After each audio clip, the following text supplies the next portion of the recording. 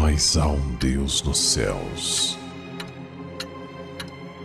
que revela os segredos. Ele revelou o que vai acontecer no fim dos dias.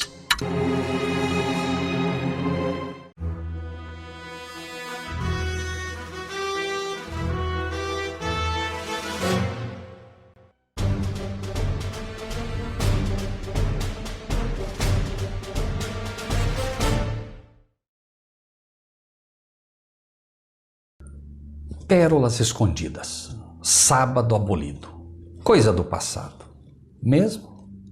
Um faz diferença entre dia e dia, mas outro julga iguais todos os dias. Cada um esteja seguro inteiramente em sua própria mente. Romanos 14, 5. Milhares de cristãos nos dias de hoje afirmam por este texto e outros que o sábado e por consequência a lei de Deus não mais estão em vigor. Usam Romanos 14, 5 e dizem que para Deus todos os dias são iguais. Ocorre, porém, que em nenhum lugar da Bíblia está escrito isso. Romanos 14, 5 diz: um faz diferença entre dia e dia, mas outro julga iguais todos os dias. Cada um esteja inteiramente seguro em sua própria mente. Mostra o texto simplesmente que não é Deus, mas um tipo de pessoa, faz diferença entre dia e dia, mas outro julga todos os dias iguais. Um comemora aniversário, um comemora dia dos santos, um comemora dia de finados, etc, etc, etc. Assim como no passado os romanos comemoravam dias definidos aos seus deuses, outro não comemora nenhum deste dia ou datas. Um exemplo simples é o mês de julho e o mês de agosto, tendo 31 dias, embora um após outro, quando todos se intercalam entre 30 e 31.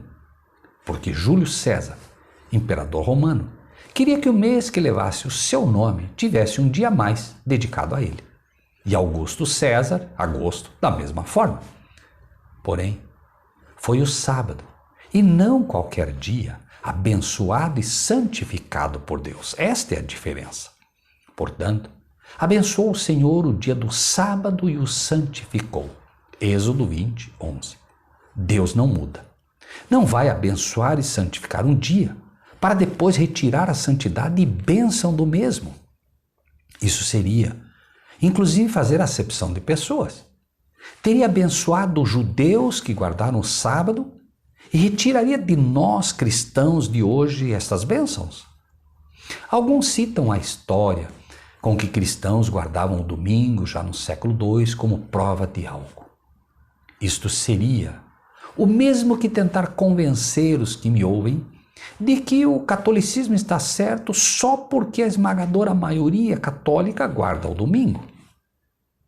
Pessoas que se dizem cristãs hoje estão se circuncidando, estão pulando e rodopiando nas igrejas, estão guardando o domingo, creem na imortalidade da alma, etc, etc, etc.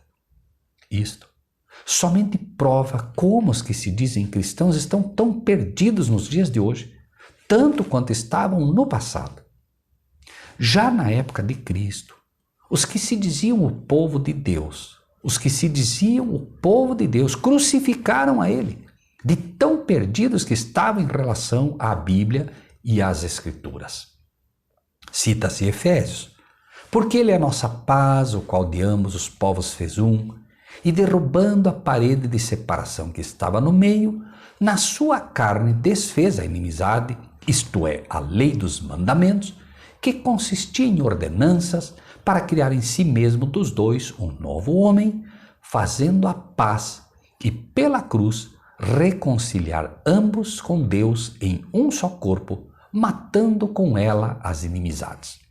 Então pergunto: de ambos os povos fez um, gentios e judeus, e derrubou a parede de separação. Esta parede era a lei ou era o preceito do judeu para com o resto da população, os gentios? A parede da separação que estava no meio não foi demonstrado ao rasgar o véu, a parede que estava no meio do tabernáculo, mostrando que agora o caminho ao santo estava também aberto aos gentios? Não foi o que ocorreu com Paulo, que passa a partir daí a pregar também aos gentios? Na sua carne desfez a inimizade. Na sua carne desfez a inimizade ou a lei dos mandamentos, que consistia em ordenanças? Então perguntamos, desfez a lei ou a inimizade? Destruiu a lei ou a inimizade que consistia na forma de ordenanças dos fariseus? A lei de Deus escrita em pedras, que condenava, que era vista apenas como forma de ordenanças, agora pela promessa é escrita no coração. Não pode e não deve mais ser vista apenas como ordenanças, mas como promessas, já que Deus agora promete que a escreverá não mais em tábuas de pedra, mas sim nas tábuas do coração do homem. É uma promessa. Esta é a aliança que farei com eles depois daqueles dias, diz o Senhor. Porei as minhas leis em seus corações e as escreverei em seus entendimentos. Acrescenta Hebreus 10, 16. O homem que tinha e tem inimizade com a lei, como muitos que hoje se dizem cristãos, devem deixar de ter esta inimizade com ela, porque ela não é inimiga. Ela nada fez de mal ao ser humano. Pergunto, como pode um homem ser contra algo que é santo, justo e bom? Somente o homem carnal é que pode ser contra e ter inimizade contra algo assim. E assim a lei é santa e o mandamento santo, justo e bom. Romanos 7, 12. Então, a inimizade contra a lei parte do homem e não da lei. E a inimizade do homem contra Deus, que deu uma lei santa, justa e boa, quando o homem diz que não está mais em vigor. Mas em Cristo, destruiu esta inimizade e o homem agora pode, como um ser espiritual, ver como esta lei é boa. Se não vê isso, é apenas porque seus olhos estão cegados pelo inimigo. Se não vê, é apenas porque não tirou ainda o véu carnal que lhe impede de ver que a lei é simplesmente a demonstração do caráter de um Deus que é santo, justo e bom. E quer comunicar os seus atributos de caráter aos seres que ama. E se finalmente a lei e o sábado foram abolidos como querem fazer parecer muitos que se dizem ministros, pastores e cristãos, então temos um problema sério. E será que desde uma lua nova até a outra, e desde um sábado até o outro, virá toda a carne a adorar perante mim, diz o Senhor, Isaías 66, 23.